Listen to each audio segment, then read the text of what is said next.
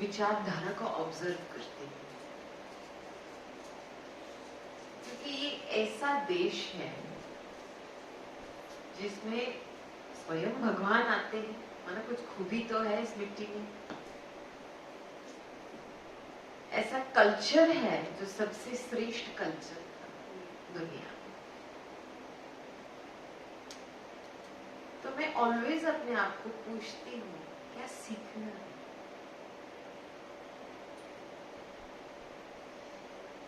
तो इस बारी जो प्रेरणा शुरू हुई, और ये वंडर की बात है, भावना शब्द से शुरू हुई।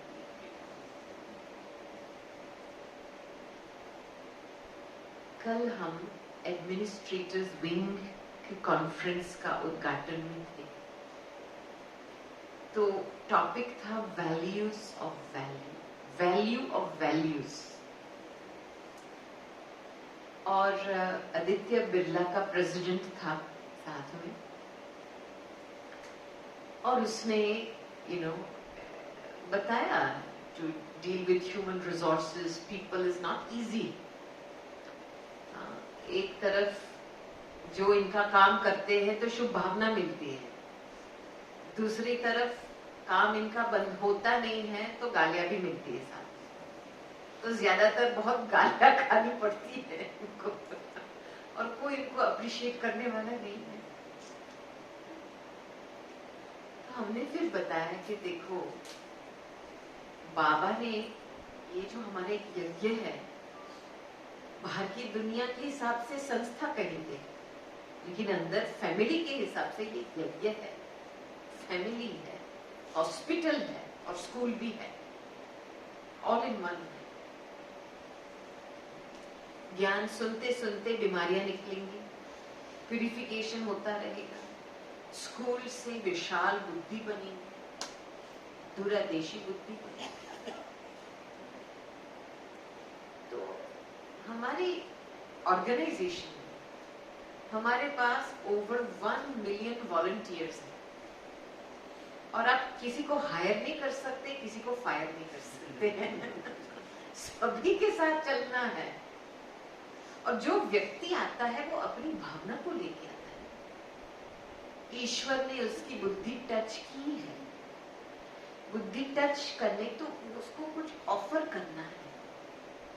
अभी आप उसकी विशेषता, उसकी ऑफरिंग, उसकी भावना को कैसे ईश्वर के कार्य में जुड़ाएंगे, एक आर्ट।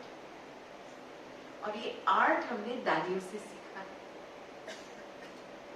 आप सोचो, चलो बड़ी दादी, दादी कुमार का, उन्होंने तो सेवाएं भारत में जमाई, लेकिन दादी जानकी ने पूरे विश्व में सेक्टर्स 60 वर्ष से 104 तक पूरा 120 देशों का चक्कर लगाया। आप सोचो, इसलिए हम कहते हैं ब्राह्मण जीवन में 0 रिटायरमेंट। इसलिए ये शब्द निकाल दो अपनी डिक्शनरी से। एक्चुअल रियलिटी 60 के बाद शुरू होता है, डबल ट्रिपल क्वाड्रुपल सेवा शुरू होती है। अभी देखो ना भाई साहब, कल ब्रिजमोहन भाई के पास थे तो मिले, और बिफोर हॉस्पिटल जाने से पहले भाई साहब बिल्कुल अलर्ट। आप देखो ना, दिन भर में जैसे ट्रेन भर के लोगों आते जाते कमरे में, फिर भी इनकी निर्णय शक्ति कितनी शार्प। और कोई व्यक्ति को संतुष्ट करना बहुत बड़ी कला है। तो कल हम एक्सप्लोर कर रहे थे कि जो एडमिनिस्ट्रेशन में सतो प्रधानता लाना है, एक है तमो। कोई चीज आप तमो लेवल पे हैंडल करते, रजो, लेकिन कुछ चीज को जब सतो लेवल तक पहुंचाते, ऑटोमेटिकली गाड़ी चलती है, ऑटोमेटिकली एनर्जी फ्लो होता है, ऑटोमेटिकली जो व्यक्ति को जो चाहिए उसको मिलेगा। लेकिन हमको खुद अपने आप को उस लेवल तक पहुंचाना है, और ये सारा मदार बुद्धि का है। बुद्धि तमो, सतो रजो तमो में खेल में फंसती है।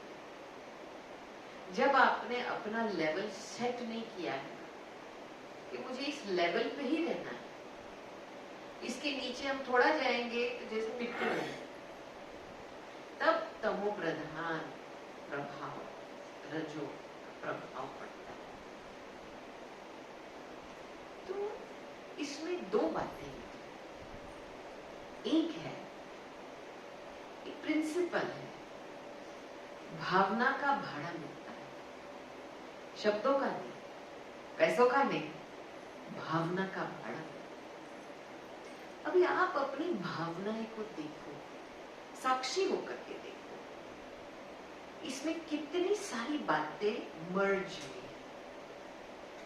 एक तो आपका पार्ट, जो आपका पर्पस है, जो आपकी अंदर की क्या कहेंगे शुभ भावना है, वो एक है। दूसरा है जिससे आपने पालना ली है, उनकी भावना आपके अंदर बैठी हुई है।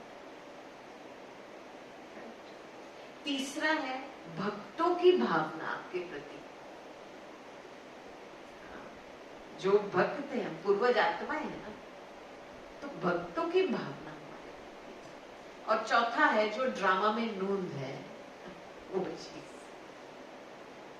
तो हम सब यहाँ बैठे हैं और हम सोचते हैं हमने खुद अपने आप को बना के हम यहाँ लेकर के आए। रॉन्ग है ये बात। रियलिटी क्या है?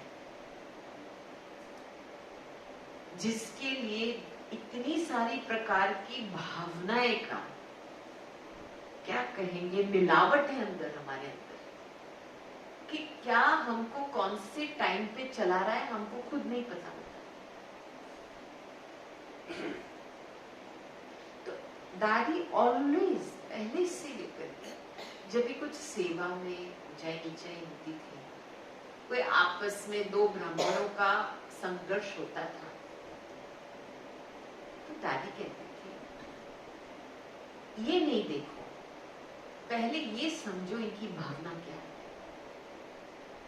कुछ भावना थी इसलिए तो बाबा के पास आए हैं ना, सेवा में लगे हैं ना, कोशिश कर रहे हैं, कुछ तो भावना है, वो चीज पहले देखो।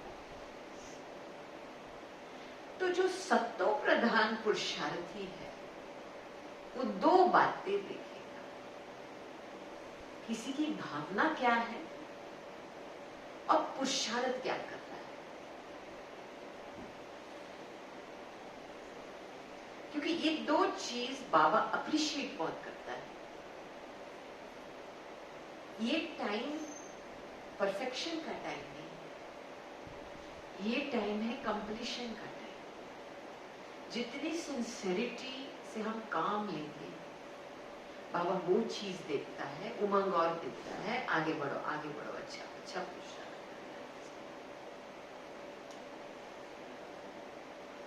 लेकिन इसके लिए खास एक विशेष योग का अभ्यास, और वो है सारथी बनना और साक्षी बनना। क्योंकि हमारी कैपेसिटी भावनाओं की बढ़ानी है। भावना से काम लेंगे तो दिल का समझौता रहता है, तो तभी लोग आपकी बातें स्वीकार कर सकेंगे। बल आपको थोड़ा बहुत करेक्शन करना पड़ेगा, लेकिन जो दयालु कृपालु की भावना रहती है, शुभ भावना रहती है, तो उनको सत्यता हजम करने के लिए भी आप शक्ति दे रहे हैं। तो दिस इज वेरी इंपॉर्टेंट। अभी भावना को श्रेष्ठ रखना हमारी रिस्पॉन्सिबिलिटी है, क्योंकि आपकी भावना रजो या तमो बन जाती है ना, तो आपके संबंध में आपको प्रॉब्लम्स आएगा, आपके कार्य में आपको प्रॉब्लम्स आएगा। लेकिन जितनी श्रेष्ठ भावना है, ऑटोमेटिकली दृष्टि देकर के भी लोगों को संतुष्टता महसूस होती है, थोड़े समय में संतुष्ट।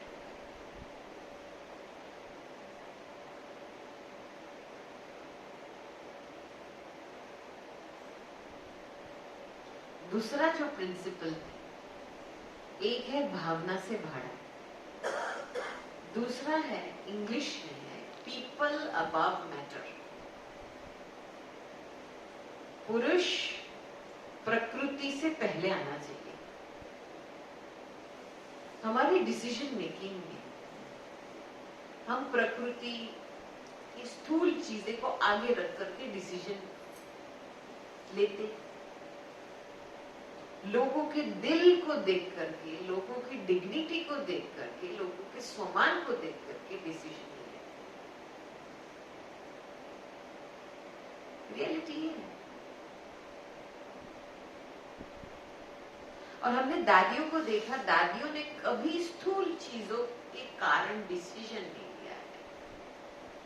भले उसका नुकसान हो, नो इश्यू, लेकिन इस आत्मा का सम्मान और डिग्निटी और उसकी ईश्वर के प्रति भावना टूटनी नहीं चाहिए। कैसे भी करके दादी को पकड़ के रखो, उनको मान दो, उनको खुश करो, उनको प्यार दो, कुछ भी, लेकिन उनकी डिग्निटी को प्रिजर्व करो। तो आप देखेंगे कि दो प्रिंसिपल्स हम आगे रखेंगे ना जीवन में, तो आप वेरी इजीली, बड़ा दिल रहता है, सभी के साथ बड़ा दिल रहता है, और वेरी इजीली प्रॉब्लम्स को हैंडल कर सकते हैं, समझौता कर सकते हैं, लोगों को संतुष्ट कर सकते हैं। ये बहुत जरूरी है, स्पेशली वर्तमान समय में, क्योंकि बहुत दुख बढ़ रहा है दुनिया में, और हमारे पूर्वज के सामने ही सारे प्रॉब्लम्स आएंगे। मैं आपको बताऊं, आप जैसे बीके बने हैं, पूर्वज हो, तो सलूशन के लिए तो आपके पास ही आएंगे ना, और कहाँ जाएगा? तो ऐसे नहीं सोचा मेरे लाइफ में क्यों इतने प्रॉब्लम्स आ रहे हैं। अरे आ रहे हैं क्योंकि आप पूर्वज हो, आप सलूशन निकाल के उसको जल्दी पार कर लो, इसलिए तो आ रहे हैं। किसी के पास जाएंगे, किसके पास जाएंगे? हमारे पास नहीं आएंगे तो किसके पास जाएंगे? तो मैं सोच रही थी ये चीजें हमारे लाइफ में प्रैक्टिकल में, लोगों को ईश्वर की प्यार में उनको बांधना है, तो हमको अपनी धारणाएं पर बहुत अटेंशन चाहिए, ताकि हमारे धारणा के आधार से लोगों को इंस्पिरेशन मिले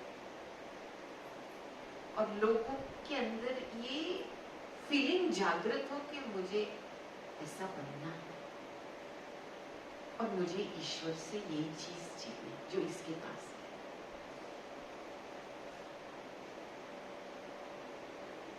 एक walking talking mobile service station बनना है। आज देखो, बाबा ने आज ड्रामा के ऊपर इतना जोर लगाया है। ऐसे कंप्लेन नहीं करो, मेरा पार्ट है सर। देखो, आप फिल्म भी देखते हैं ना, तो हर एक सीन, हर एक एक्ट महत्वपूर्ण है, क्योंकि पूरा फाइनल प्लॉट जो है उसके साथ संबंधित है। आप ये नहीं कह सकते जब फिल्म देखते हैं कि ये ऐसे क्यों कर रहा है, वो ऐसे क्यों कर रहा है। फिल्म है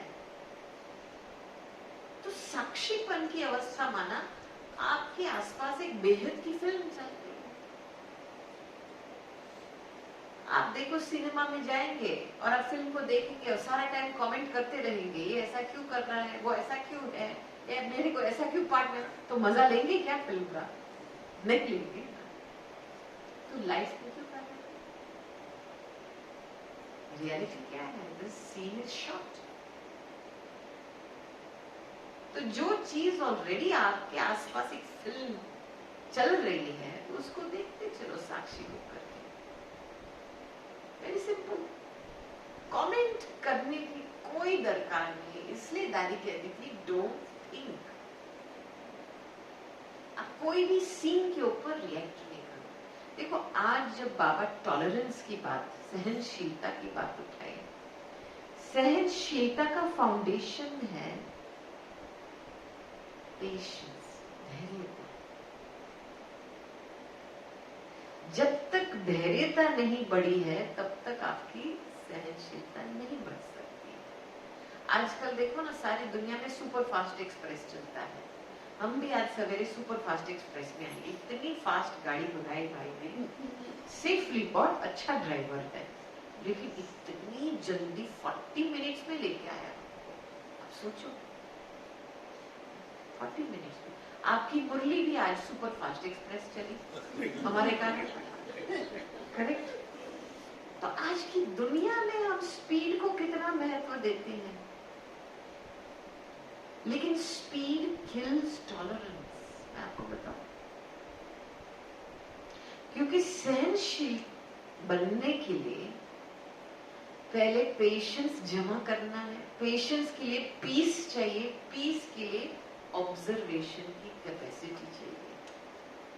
बस मुझे साक्षी होकर के सीन को देखना है, ऑब्जर्व करना है। जब आप ऑब्जर्वर स्टेज में हो तो आपकी शांति रहती है। थोड़ा सा सीन के ऊपर कमेंट किया, रिएक्शन किया, सोचा, शांति खत्म। दूसरा, बाबा को साथी बनाने के कारण शांति है। तो बाबा की कंपेनियनशिप, हम सारथी के सीट पे बैठे हैं, बाबा साथी है, ऑटोमेटिकली साक्षी। और मैंने देखा कि संबंध का जो फायदा है ना, हमारे पास एक hotline, we have it's incredible fortune. मैं आपको बताऊं, इतना बड़ा भाग्य है हमारे हाथ में। एक सेकंड में आप ईश्वर को डायल कर सकते हैं, एक सेकंड में। बाबा शब्द बोला, डायल हो गया टेलीफोन, बाबा हाजिर। सभी का अनुभव है ना, कितना बड़ा भाग्य है। आप सोचो, दुनिया में लोग पुकार रहे हैं, चिल्ला रहे हैं ईश्वर के लिए, और हमारे पास हॉटलाइन है। अभी आप मुझे बताओ, दिन में आप ये हॉटलाइन का कितना फायदा यूज करते हो, या ऐसे ही इमरजेंसी के लिए रखा है? हॉटलाइन जब होता है कोई बड़े आदमी के साथ, तो आप सदा उसके साथ रहते हो ना, अपडेट देते रहते हो, उसका सहयोग लेते हो, कंसल्ट करते हो, राय लेते हो। इसका फायदा उठाना बहुत जरूरी है, क्योंकि कम्युनिकेशन से संबंध मजबूत है।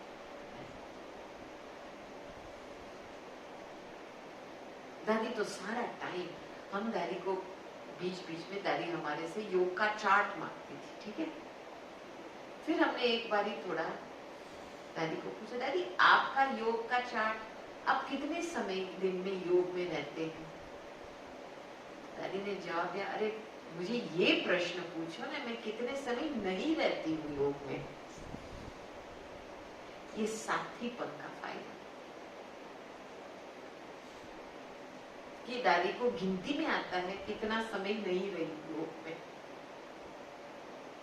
अभी जब भी हम कोई भी सिचुएशन हो, उस हॉटलाइन को, बुद्धि को डायल करो, बाबा हॉटलाइन एक्सेस करो, बाबा के साथ बात करो, तो उस कम्युनिकेशन में जो संबंध जुड़ता है, उस सामने वाली व्यक्ति को उस कम्युनिकेशन का फायदा मिलता है। और मैं आपको बताऊं, बहुत प्रैक्टिकल रूप में सेवा के फील्ड में जाएंगे तो एक बारी हमारा एक टॉक था साउथ लंदन। तो हम साउथ लंदन में पहुंचे और टॉक शुरू किया। तो टॉक के 10 मिनट 15 मिनट के बाद एक भाई आया, लेट आया। हॉल इससे डबल भरा था, लेकिन वो बिल्कुल पीछे से आगे आकर के आगे बैठा, थोड़ा यहाँ का वो था। तो बैठा और नोटबुक पेन निकाला उसने। तो हमने पूरा लेक्चर खत्म किया 45-50 मिनट में। फिर क्वेश्चन आंसर का मार्जिन रखा। तो फिर उसने हाथ ऊंचा किया, लेकिन मेरा प्रश्न नहीं है, लेकिन मुझे आपको एक बात बतानी है। बोलो। कहती है, आपने अपने लेक्चर में बहुत ऐसे शब्द, अयथार्थ शब्द यूज किए जिसका मैं करेक्शन करना चाहता हूँ। तो मैंने लिस्ट बनाई, जो शब्द ठीक नहीं थे और इसके बदले जो शब्द यूज करने थे उसकी पूरी लिस्ट तो मैं सुनाना चाहता हूँ।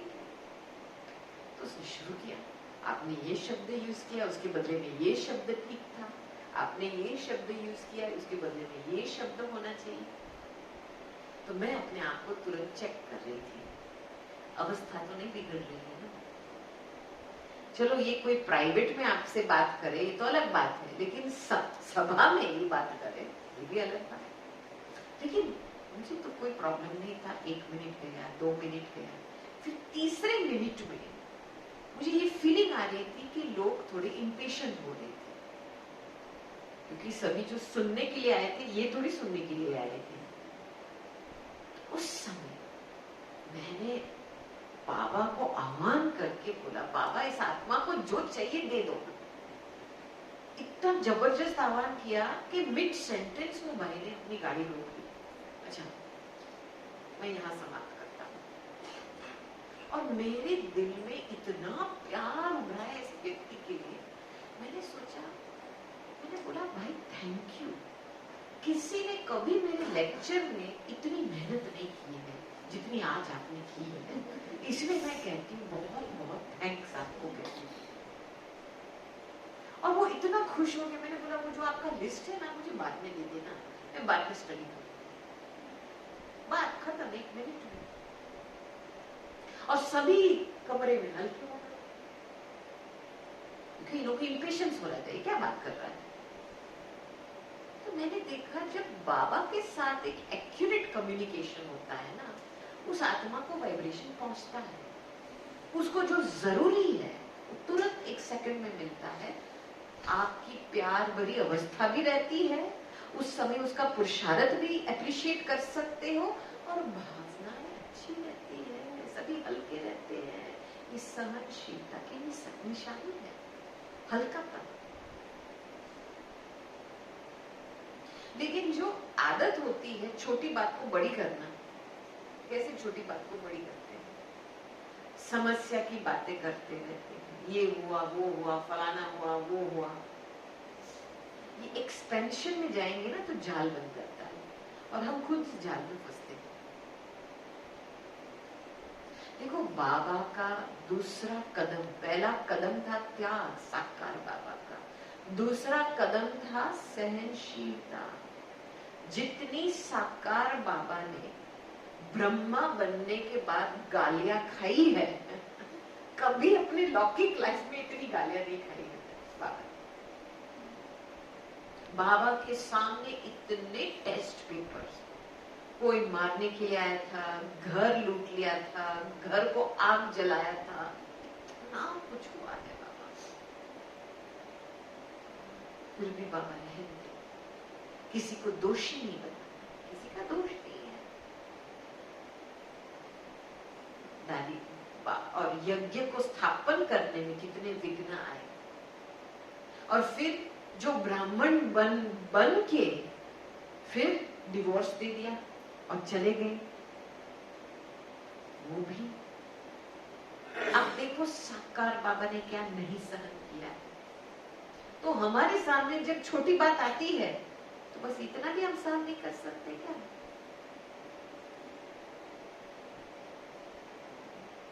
तो साकार बाबा का एग्जाम्पल सामने रखो और आपको तुरंत वो प्रेरणा मिलेगी, मुझे क्या बनना है।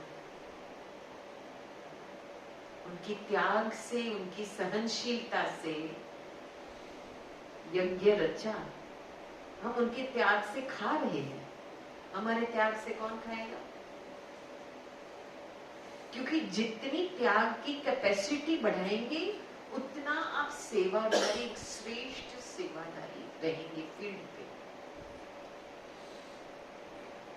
अभी मैंने जस्ट एक कहानी सुनी, एक बहन गई थी ट्रैवलिंग में, वो कोई देश से आ रही थी, तो उसका सामान जब पहुंची तो उसका सामान नहीं आया था, ठीक है, और उसको टॉक में जाना था, लेकिन सामान का इतना मोह था के साथ एयरपोर्ट पे ही रह गई, टॉक खत्म। और हमको याद आया, एक याद आई एक सीन। हम फ्रांस जा रहे थे, तो हम ऑक्सफोर्ड से हीथ्रो एयरपोर्ट तक गाड़ी लेके गई। हम जैसे हीथ्रो पे पहुंचे तो वहां पे गाड़ी की डिक्की जैम हो गई। अभी मैं इंतजार करूं, 15 मिनट खुले ही नहीं डिक्की, ऐसे भी करके आधा घंटा पौना घंटा गया। तो फिर मैं चेक इन डेस्क पे गई, मेरे पास कितने टाइम है मुझे बताओ, मेरा सामान गाड़ी में है लेकिन मुझे इस प्लेन लेकर के जाना है फ्रांस। तो बहन जी आपके पास 5 मिनट है, फिर आपको डिसीजन लेना है, आपको प्लेन पे चढ़ना है या फिर आपको नई टिकट लेनी पड़ेगी। तो मैं वापस गई, मैंने ऑलरेडी डिसीजन ले लिया, चलो कपड़े से थोड़ी सेवा होती है। मैंने बोला ठीक है, ये डिक्की खुले ना तो वापस लेके जाना, सारे कपड़े मैं चल रही हूँ। मैं गई प्लेन पे, चेक इन हो गया, मुझे फास्ट ट्रैक करके प्लेन पे चढ़ाया। और जैसे मैं प्लेन पे चढ़ी, भाई का फोन आया, बहन जी डिक्की खुल गई, आपको सामान चाहिए क्या? मैंने बोला नो, आप लेके जाओ वापस। और इतना हल्का पना, प्लेन में बैठे, कोई बोझ नहीं, कुछ सामान नहीं, कुछ बैग बैगेज नहीं। और ये ड्रेस थोड़ी हमको शॉप में मिलता है फ्रांस में। तो वहां पे मैंने मैसेज भेज दिया, मैसेज पहुंच गया। जैसे हम आए सेंटर पे, 2 सेट साड़ी, ब्लाउज, सब कुछ तैयार था। तो मैंने बोले ये फालतू चीज जो मैं अपनी मेरी सूटकेस करके और इतनी अच्छी सेवा का मौका मैं गवाऊं, 2 जोड़ी कपड़े के पीछे। तो जितनी हमारे जीवन में सिंप्लिसिटी होती है, त्याग की शक्ति होती है, तब हम ऐसे डिसीजंस ले सकते हैं। लेकिन आप मोह पर मोह वश, मेरा काम, मेरी वस्तु, मेरी चीज, तो ओम शांति, साइड में रह जाओ। बाबा भी साक्षी हो जाता है और वो भी अपॉर्चुनिटी गवा देते हैं। आप मोह को अंडर एस्टिमेट नहीं करो, एक बहुत गहरा संस्कार है अटैचमेंट, बहुत। आप जिस सीट पे बैठे हो कंफर्टेबल हो ना, इतने अच्छे रॉयल सीट्स है आपके, रियली वंडरफुल। अभी आप उठ करके बाथरूम जाएंगे, वापस कहाँ आएंगे? क्यों क्यों वापस यार, क्यों? 2-3 कुर्सियां पीछे भी खाली है, क्यों वापस आएंगे? क्यों? नाम लिखा हुआ है क्या सीट पे? ये मेरी सीट है, 1 घंटे तक बैठी हूं तो मेरी सीट बन गई। इतना जल्दी जहां पे व्यक्ति कंफर्टेबल बन जाता है ना, मेरापन शुरू हो जाता है। और अब ये बात देखो, आप जब वापस आएंगे, उस सीट पे आएंगे और कोई और बैठा होगा तो क्या संकल्प होगा? अरे मेरी सीट पे कौन बैठा है? वंडर है, आपने ना सीट बनाई, आप ना सीट लेके आए, आधा घंटा बैठने से मेरी सीट हो गई, कोई और व्यक्ति बैठा है वही सीट पे, मेरी सीट पे कौन बैठा है? अभी आप देखते हो ना खेल क्या है, मेरेपन का खेल कैसे मन को उलझाता है, उलझन में डालता है। और हम दोषी किसको बनाते हैं? उस व्यक्ति को बनाते हैं, मेरी सीट ले ली। कितनी जल्दी बात, ये छोटे सा उदाहरण है, ये केवल सीट का एग्जाम्पल दिया, और बातें तो छोड़ो, बड़ी बड़ी बातें। ये एक वेरी डीप हैबिट है। आजकल तो लोग पुरानी चीजें बहुत पसंद करते हैं ना। विदेश में आप देखो ना, ग्रीस में आएंगे तो वो जो एक्रोपोलिस देखने के लिए आएंगे, इटली में आएंगे तो वो जो पुरानी पुरानी चीज देखने के लिए आएंगे। तो पुरानी चीज अच्छी लगती है, मोह बहुत छोड़ना नहीं चाहती है पास। और जब हम बाबा के पास आते हैं पहली शिक्षा कौन सी मिलती है? पास्ट इज उसको छीनना। अब जितनी पास्ट की बातें याद चित्त में रहेंगी ना, तो आप भोले नहीं बन सकते। भोलेनाथ की शक्ति नहीं प्राप्त कर। भोला इनोसेंट माना, किसी की भी बात मेरे चित्त में ना रह जाए, तब दिल बड़ा रहता है ना। तो भूलो इस रावण की दुनिया की बातें क्या पकड़ के बैठे।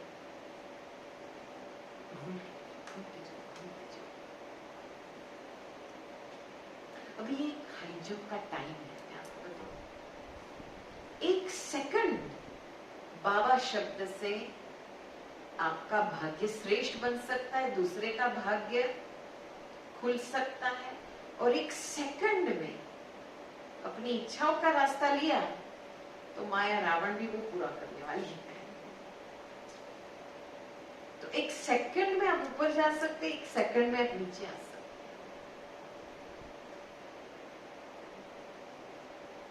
तो ये अभी का जो समय है बहुत ही नाजुक समय है। इसीलिए अपनी भावनाएं को साफ रखना है और अपने संकल्पों को श्रेष्ठ रखना है, कैसे भी करके। कोई उल्टा सुल्टा संकल्प ही आए, मैंपन का भी, उसको किनारा कर दो, टच नहीं। दादी बहुत समय से, पूरा मुझे याद है, 1 साल भर करके दादी का एक ही मंत्र था, don't think, don't think, don't think. तो कुवैत से एक बहुत बड़ा बिजनेसमैन आया था, तो वो 3 दिन आया था केवल दादी को मिलने के लिए, पर्सनल, रॉयल फैमिली का था। तो उसने दादी को पूछा, दादी मैं तो बिजनेसमैन हूँ और आप बोलते हो डोंट थिंक, मेरा बिजनेस कैसे चलेगा? और 2 वीक के अंदर मुझे अमीर को एक बिजनेस प्रपोजल देना है, मेरी 20 की टीम लगी पड़ी है प्रपोजल बनाने के लिए। तो दादी ने बहुत अच्छा उदाहरण है ना, खुद का एग्जाम्पल, खुद का पुरुषार्थ। दादी ने बताया, दादी अपने आप को 2 संकल्पों से दूर रखती है। एक है मुझे कुछ करना है, कार्य करना है तो करो, ये मुझे करना है इसकी एडिशन नहीं चाहिए। दूसरा है कार्य करने के बाद वो जो संकल्प होता है, मैंने कुछ किया, मैंने ये किया, इस संकल्प से दूर रहो। तो ऑटोमेटिकली निरसंकल्प अवस्था बनी रहती है। मन के ऊपर ये मैंपन का प्रेशर नहीं डालो, मुझे कुछ करना है, मैंने कुछ किया, जो करना है करो, करण करावना करा रहा है, करते चलो, सागर में फेंकते चलो। ये दादी की पर्सनल प्रैक्टिस थी, क्योंकि इतने जन्मों तक हम देह भान में रहे, वो संस्कार तो है ना, अहंकार के संग मैंने किया, मुझे करना है, वो करना है, वो देह भान के संस्कार है। लेकिन दादी कैसे अपने आप को उस संकल्पों से दूर रखती है, वो थोड़ा छोटा सा विंडो मिला दादी के कुछ। अभी हम जस्ट साउथ अमेरिका की टूर करके आए, जस्ट लास्ट वीक पहुंचे पेरू से। हम गए थे कोलंबिया, मेक्सिको, पेरू और पनामा। तो 2 लक्ष्य के लिए गए थे, क्योंकि वहां पे लैटिन अमेरिका में सबसे बड़ा बिजनेस का कोऑपरेटिव है, उनका हर साल एक कॉन्फ्रेंस चलता है। कॉन्फ्रेंस का नाम है एक्सपो सैर। सैर स्पेनिश में मीन्स सेल्फ। तो पूरा कॉन्फ्रेंस सेल्फ ट्रांसफॉर्मेशन के ऊपर। और जो बहन है निमित, डायरेक्टर कॉन्फ्रेंस की, वो बहुत साल पहले आई थी पीस ऑफ माइंड की रिट्रीट में मधुबन। तो तब से हमारी एक बहुत नजदीक वाली, संपर्क वाली फ्रेंड है। तो उसकी बहुत भावना रहती है कि कॉन्फ्रेंस की शुरुआत में एक बीके होना चाहिए। तो हर साल कहीं ना कहीं बीके बुलाए। साल पहले जयंती दीदी को बुलाए थे, फिर केन भाई, फिर 1 साल हमको बुलाया। तो मैं जब गई तो मेरे से पहले जो कुमीवा है ना, पूरी कोऑपरेटिव बिजनेसेस, सारे लैटिन अमेरिका के बिजनेसेस के कोऑपरेटिव बना है, जिसमें बहुत सारी बातें हैं, business development, spiritual development, social development. उसका प्रेसिडेंट ने हमारा इंट्रोडक्शन दिया और वो प्रेसिडेंट सामने से कहता है, मैं ना हर रोज 20 मिनट मेडिटेशन करता हूँ। अच्छा, और मुझे इतने सालों हो गए हैं, 15 साल हो गए मेडिटेशन करते, और मैंने ये रियलाइज किया है, मेरा पर्सनल स्लोगन है कि स्व परिवर्तन से विश्व परिवर्तन। ये भाई बीके को जानता ही नहीं है, पहली बार मुलाकात हुई मेरे साथ। मैंने जब उसकी बात सुनी, मैंने सोचा ये तो बीके के माफिक बात कर रहा है।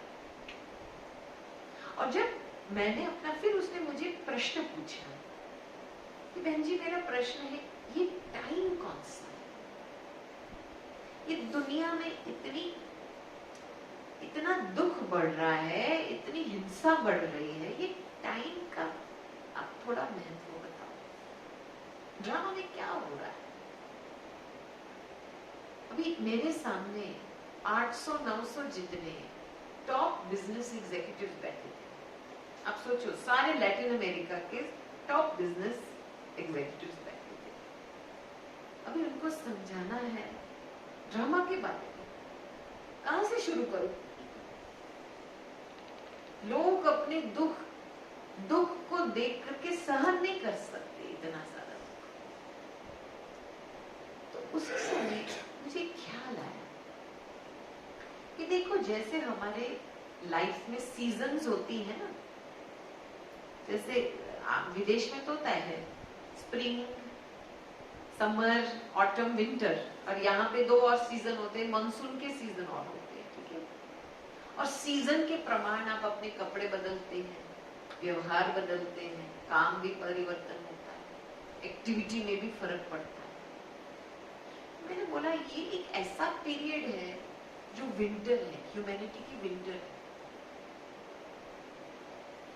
कोई भी चीज में रस नहीं रहा है, कहां से भी आपको फल नहीं मिलेगा, और सभी के कैरेक्टर्स कांटे जैसे बन गए।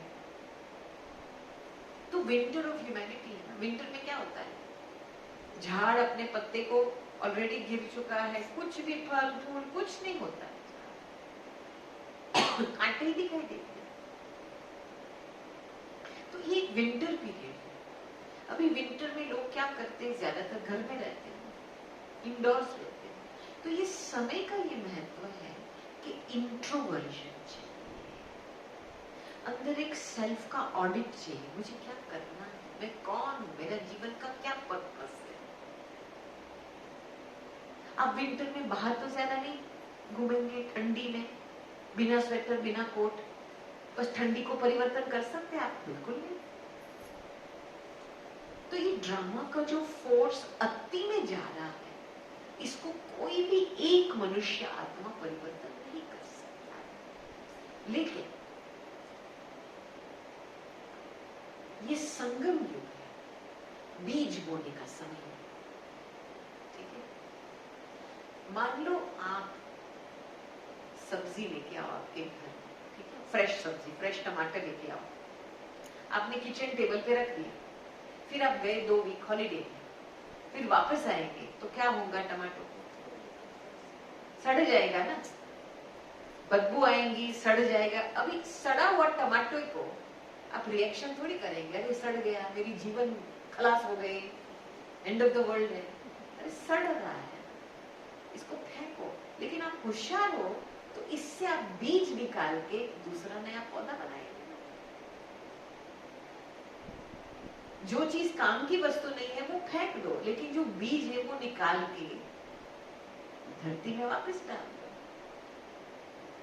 तो ये समय ऐसा है, जो चीज सड़ रही है उससे अच्छाई निकाल के, बीज निकाल के दोबारा बोलो।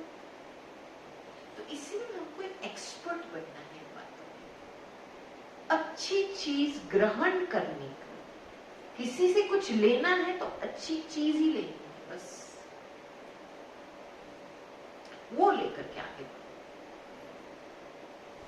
तब आप इस समय में कोप अप हो सकेंगे।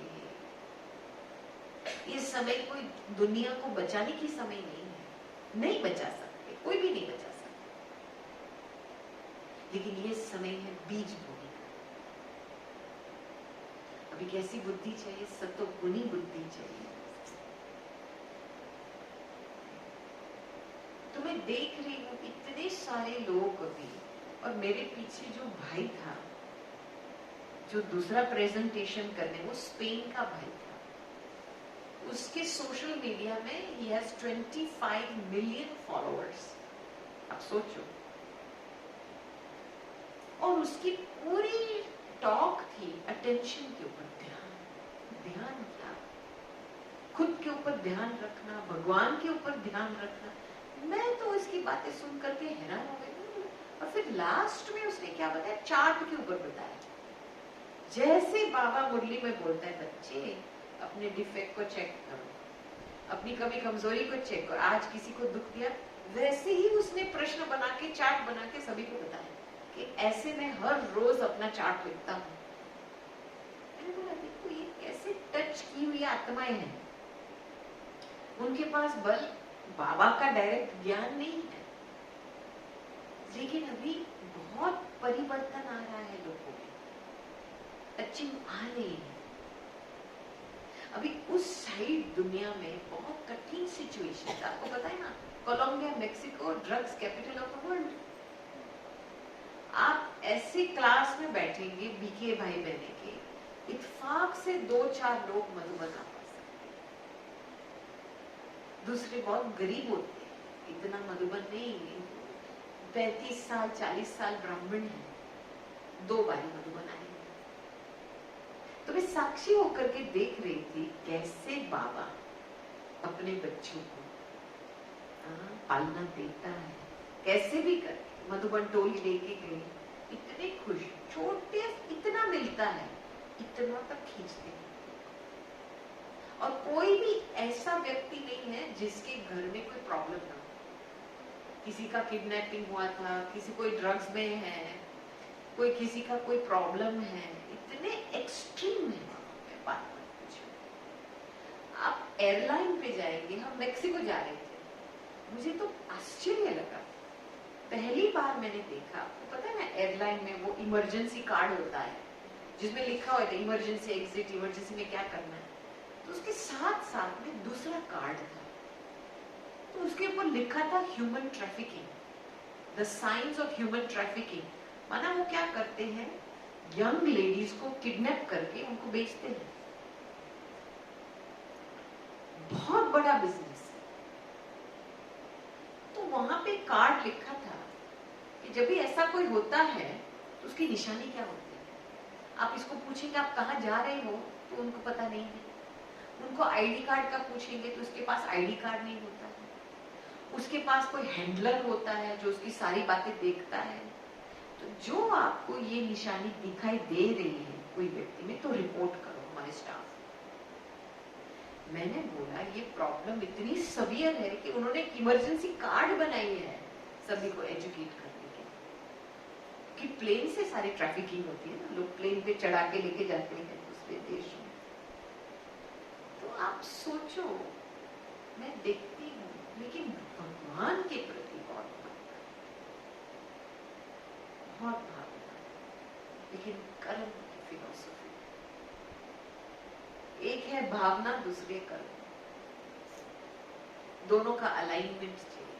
जैसे धर्म और धारणा का अलाइनमेंट चाहिए, वैसे भावना और कर्म का अलाइनमेंट, तब आपकी भावना शुद्ध रह सकती।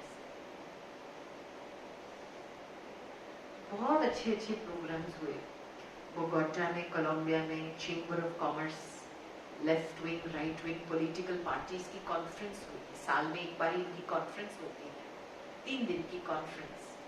तो जो वाइस प्रेसिडेंट है चेंबर ऑफ कॉमर्स की, वाइस प्रेसिडेंट, वो हमारे संपर्क में है। तो उन्होंने खास रिक्वेस्ट किया कि प्लीज आप आओ, और क्लोजिंग में आपको 1 घंटा हम देते हैं, लेकिन आपको क्लोजिंग में आना है। तो हम गए, तो दोनों पार्टीज के मुख्य मिनिस्टर्स बैठे थे, बिजनेस एग्जीक्यूटिव्स, और सभी जगह पे लोग इतने खड़े होकर के भी जगह नहीं थी, इतना भरा हुआ था। और उन्होंने ये टॉपिक मांगा था, स्पिरिचुअल ट्रांसफॉर्मेशन कैसे किया। तो मैं देख रही हूँ साक्षी होकर के कि लोगों को स्पिरिचुअलिटी की तरफ जागृति हो गई है, हो गई। अभी हमने इतना मेहनत से बाबा ने शुरू कर दिया, स्पिरिचुअल स्पिरिचुअल क्या है, अभी तो हो चुका है, वो गाड़ी चल पड़ी है। इसलिए इतने ज्यादा में अभी बात आती है संपन्नता की बात, परिचय देने की बात नहीं। अभी कहां तक हमारी अवस्था से, संपन्न अवस्था से हम लोगों का दुख दूर कर सकते हैं, जल्दी स्पीड अप कर, कितने दिन तक इस दुनिया में, मुझे बताओ।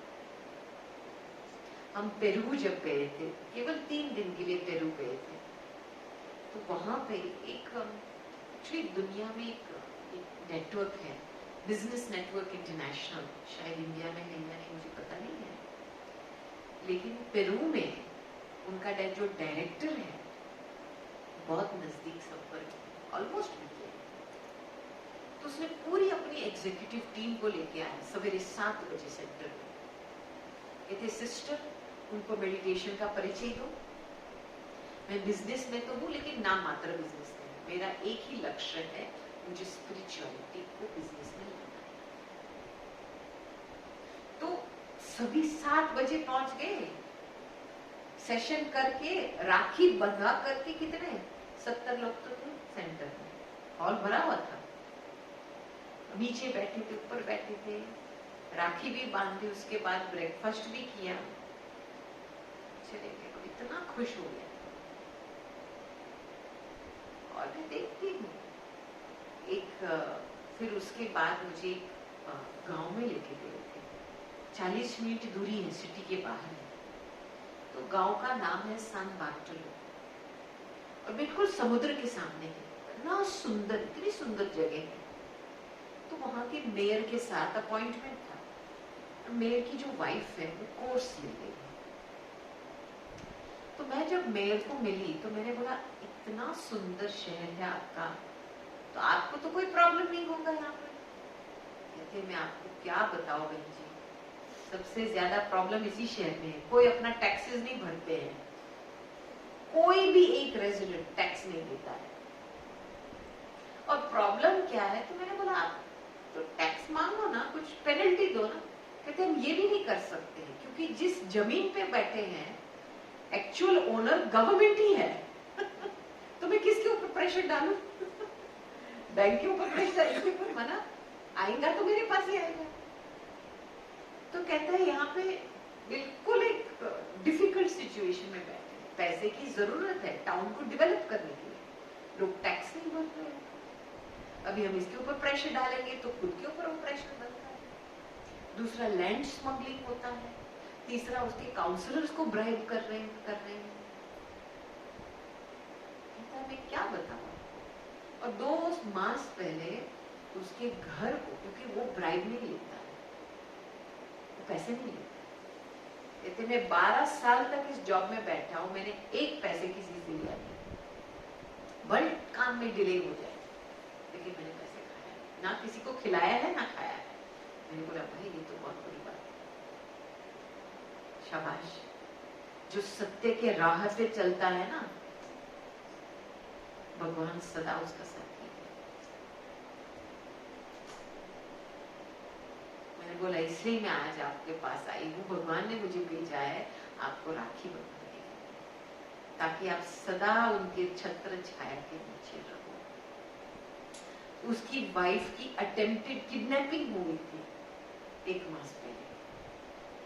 अभी आप सोचो, ऐसे सिचुएशंस में लोग ईमानदार रहे, वफादार रहे, बिग थिंग। भगवान कहीं ना कहीं रास्ता निकाल के उनको रिटर्न देगा।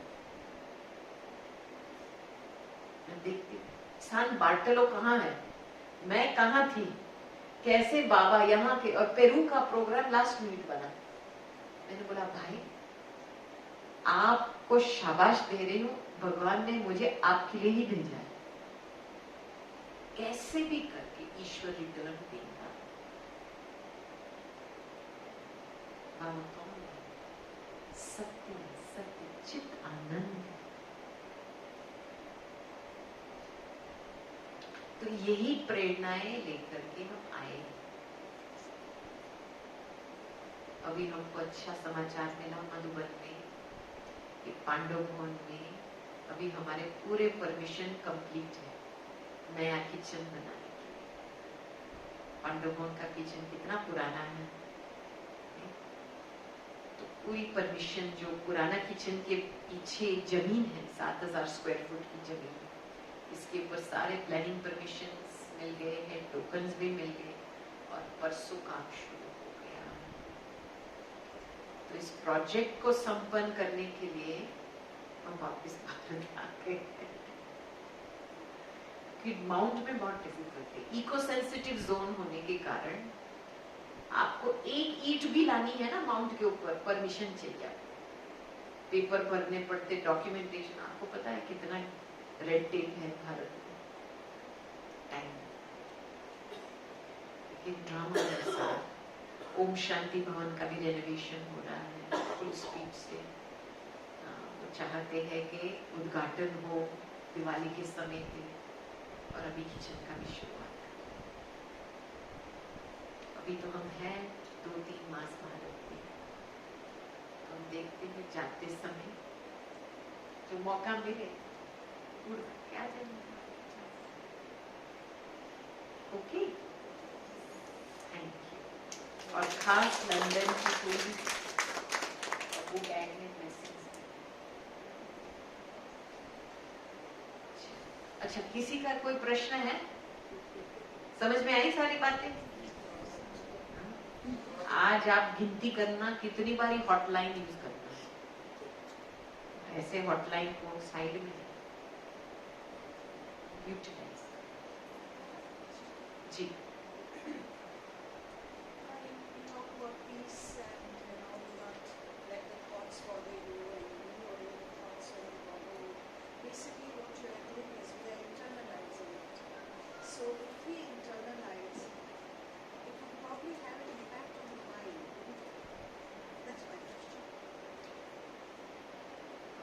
आप हिंदी में बताओ ताकि सब सुने। I'll try. जो भी thoughts आते हैं वो हम अलग कर देते हैं, तो वो अंदर अंदर रह जाते हैं, बाहर नहीं निकलते। तो उसकी वजह से हमारे माइंड के ऊपर कुछ प्रॉब्लम होती है कि नहीं? मैं आपको एक बात बताऊं, जो साक्षी की अवस्था है ना, जब आप कुछ चीज ऑब्जर्व करते हैं, बाबा साथ में होता है तो उसका असर नहीं पड़ेगा। जैसे बादल आते हैं, सूर्य के सामने बादल आता है, सूर्य थोड़ी कहता है अरे ये बादल कहां से आया, क्यों आया? क्योंकि बादल में एक इलेक्ट्रिकल करंट होता है, चार्ज होता है, ठीक है? अभी आप उसको टच करेंगे तभी आपके मन को असर आएगा। अंडरस्टैंड? तो हमारे जो पुराने संकल्प हैं, संस्कार से ही सब कुछ आता है, लेकिन पुराने संकल्प बादल के माफिक हैं। उस संकल्पों में चार्ज, आप एक ऑब्जर्वर रहेंगे, सूर्य के साथ रहेंगे तो वो आपको इफेक्ट नहीं करेगा, ऑब्जर्व। लेकिन थोड़ा सा भी उस संकल्प को टच किया तो वो चार्ज इफेक्ट होगा। इसीलिए साक्षी दृष्टा की अवस्था बहुत जरूरी है। टच नहीं करो, ये बादल है, डिस्टर्ब, अपने आप को परेशान नहीं करो बादल के कारण। सूर्य तो नहीं चला जाता है, बादल आएंगे, रहेंगे थोड़ी, बादल चले जाएंगे। और ये भी ड्रामा का राज है, जो आ रहा है वो विदाई लेने के लिए आ रहा है, तो उसको विदाई दे दो। साक्षी की सीट पे बैठ के thank you, good bye, time up. That's the trick. Okay? Thank you.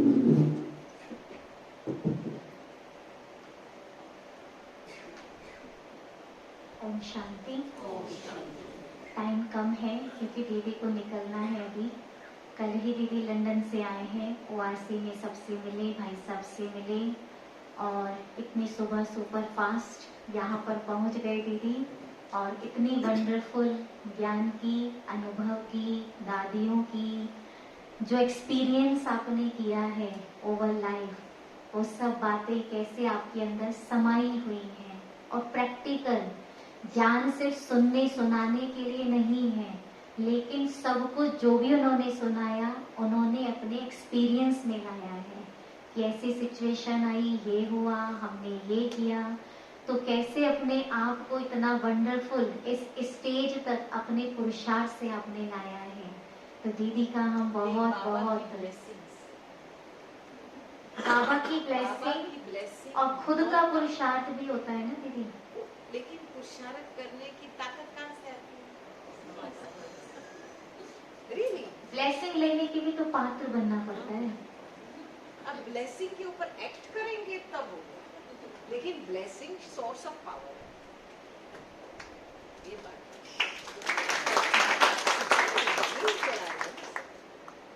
तो हम सब भी आपको बहुत सारी ब्लेसिंग दे रहे हैं. बाबा की ब्लेसिंग तो है ही और हमारा ये भाग्य है कि हम आपसे बार बार लाभ लेते हैं. और आशा दीदी ने बोला है नेक्स्ट टाइम नेक्स्ट सेंटर पर. कहते हर बार आपके सेंटर पर ही क्यों आती है. कहते नेक्स्ट टाइम आप दूसरे सेंटर पर. ऐसा दीदी का विजन था, सभी लोगों को लाभ मिले. कहा पहले आई हैं यहाँ, मैंने कहा हाँ दीदी आए हैं. तो बड़ों की शुभ इच्छा रहती है, जैसा बड़े हमें गाइड करें. तो जो आज मिला है हमें, उसको हम अपने दिल में समाकर अपने जीवन में हम लाएंगे. और हम दोबारा दीदी से जल्दी मिलेंगे. दीदी भारत में है लेकिन भारत में भी ट्रेवल करते हैं. इस बार मधुबन फर्स्ट जो ड्यूटी है कंप्लीट करनी है, इसलिए मैंने और सब कुछ रोक दिया है. So thank you. अभी हम बाबा की याद में बैठेंगे और सभी लंदन से खास दीदी प्लेन से टोले लाए हैं आपके लिए. ब्लेसिंग भी लेंगे सभी.